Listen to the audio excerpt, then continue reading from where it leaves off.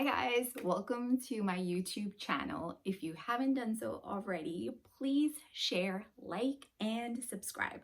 So today we are going to talk about breakups. More importantly, how do you move on from a breakup? I'm going to share with you 3 tips that are guaranteed to help you move on, no matter how bad the breakup it was, or how bad you actually fell in love with that person. So grab your pen, grab your pencil, take notes. Tip number 1, no contact, none, 0. And what I mean by no contact is no contact, none, 0. That means no stalking somebody on Facebook, no doing accidental, on purpose run-ins, no talking to other people like mutual friends or relatives that are still friends with your ex, no snooping, nowhere. Definitely don't show up at their job. That is really creepy. So 1, no contact. And if you're wondering how long you should do no contact for, I would say the longer, the better.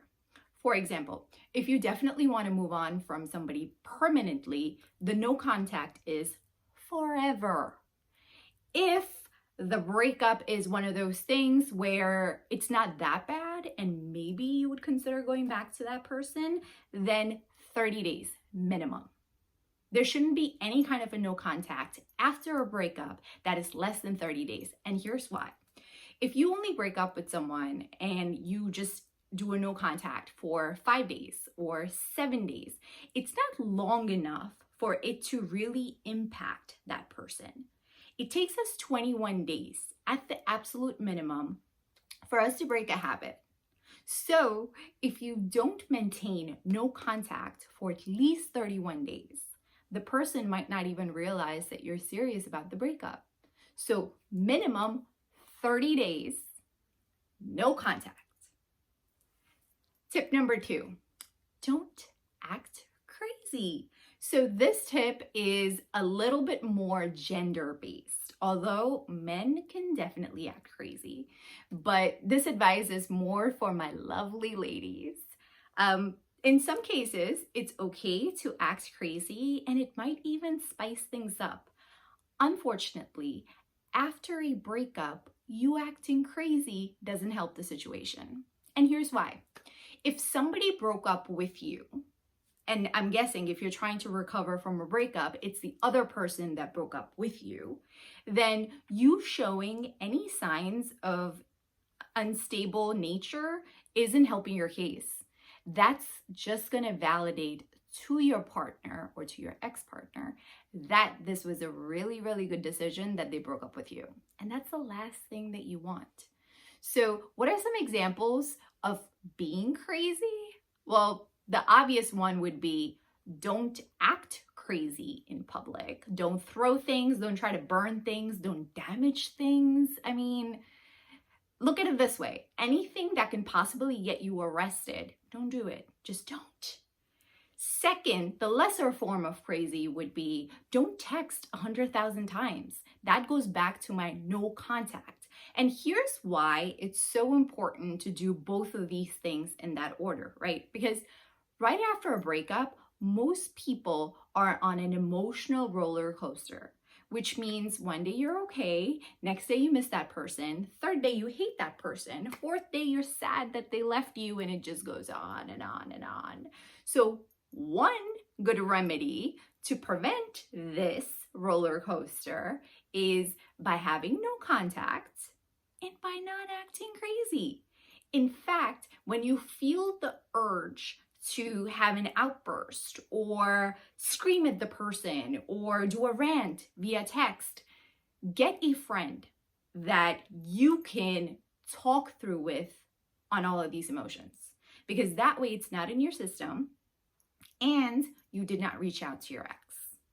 So anything that classifies as crazy, don't do it. And that also includes posting things on social media that are cryptic messages for your ex. I mean, let's be honest.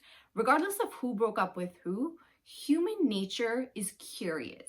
So that means even if somebody dumped you, they will go on your Instagram, your Facebook, your, I don't know, is MySpace still a thing? MySpace, LinkedIn, just to see what exactly happened to you. And no, this doesn't mean that they're still thinking about you in the sense that they want to be back together with you. It's just curiosity. People are nosy, that's it. So don't read into it. So if you see like your story was viewed by your ex for whatever reason, don't go down the rabbit hole. And this is something else that I call crazy, because right now your emotions are really, really high. So especially in the first 30 days following a breakup, it's very, very important to keep a pulse on your sanity. And sometimes if we're unsure of whether or not we're gonna act crazy, and guys, I'm gonna be honest, we've all done it, right? Every single person. We've all had our fair share of crazy moments. But in this channel, we're gonna learn from those mistakes so we don't repeat them. All right, so next time when you have the outburst or that urge to have the outburst, text a friend, call a friend, distract yourself, which brings me to the third tip to recover from a breakup. And that is what I like to call the glow up tour. So glow up tour is basically when you focus on yourself. You make yourself a priority mentally, you make yourself a priority health-wise, and you also work on your finances. Because guess what? After spending so much time in a relationship with someone and suddenly finding yourself single, you will realize that now you have so much time for yourself. So in one way for you to prevent reaching out to your ex or contacting them is by keeping yourself busy. And the best way to keep yourself busy is to do something productive and to work on all of this. So if you don't have a gym membership, get a gym membership. If you always wanted to pursue a hobby, go pursue that hobby. The bottom line is that at least for the 30 days, you're gonna do all of these things together, starting with the no contact, starting with the making sure that you're not doing any crazy outbursts, and also making sure that you make yourself a priority in these 30 days and really focus on just getting your fitness routine in. And here's the reason why all of this would be effective. So if your goal is to get your ex to come back to you, then if you do all three of these things, your ex will change their perspective of you.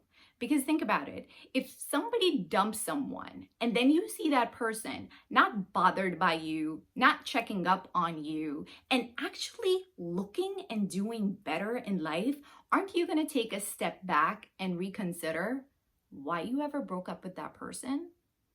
Versus if someone's begging you and pleading you to get back with them and they just look like a train wreck and it looks like they've gained 10, 20 pounds. Nobody wants to get back together with that person.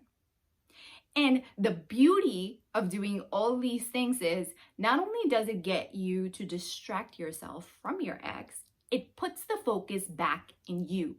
And you should always be your number one priority.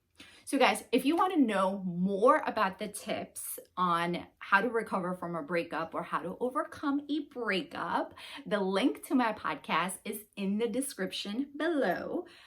You can also subscribe to my podcast and learn more about life, love, and relationships. So thank you so much for stopping by. Until next time, take care. Bye, guys.